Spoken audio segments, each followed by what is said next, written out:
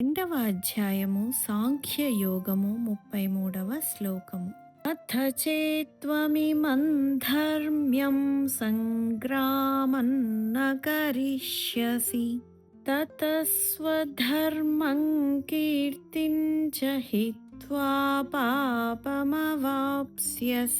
తాత్పర్యము: ఈ యుద్ధము నీకు ధర్మబద్ధము. ఒకవేళ నీవు దీనిని ఆచరింపకున్నచో నీ స్వధర్మము నుండి పారిపోయిన వాడవు అగుదువు. దాని వలన కీర్తిని కోల్పోవుదవు. పైగా నీవు పాపము చేసిన వాడవగుదువు. వివరణ: ఈ యుద్ధము ధర్మయుద్ధమని ఎందుకంటున్నామంటే, యుద్ధము ఆపడానికి శాంతిదూతగా శ్రీకృష్ణుడు ప్రయత్నించాడు.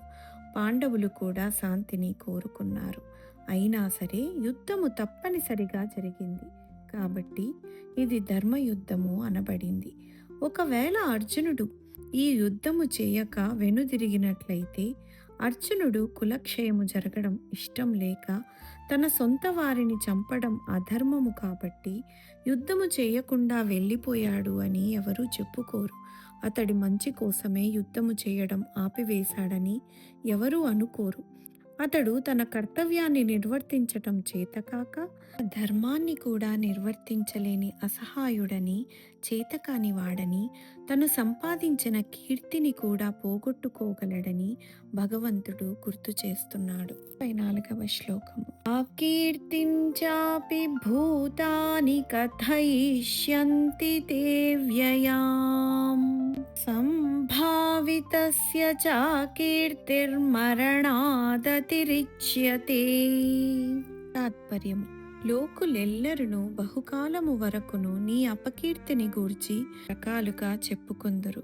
మాన్యుడైన పురుషునకు అపకీర్తి మరణము కంటెను బాధాకరమైనది. వివరణ: 5000 సంవత్సరాల పూర్వం మరియు ఇప్పుడు భౌగోళిక పరిస్థితులు మారిపోయి ఉంటాయి, కానీ మనస్థితులు మాత్రం అలాగే ఉంటూ వస్తున్నాయి. కామ, క్రోధ, లోభ, మోహ, మద, మాత్సర్యాలు అప్పుడు ఉన్నాయి, ఇప్పుడు కూడా ఉంటూనే ఉన్నాయి.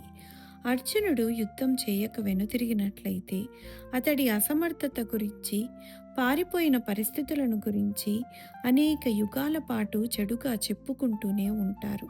అలా సంపాదించిన అపకీర్తి మరణము కంటే చాలా నీచమైనది. ఎందుకంటే మరణము సంభవించినప్పుడు కొద్ది కాలం వరకే సొంత వారికి తెలుస్తుంది, కానీ అపకీర్తి మాత్రము చాలా కాలాల పాటు ఇతిహాసాలలో చెక్కు చెదరకుండా కొనసాగుతూనే ఉంటుంది.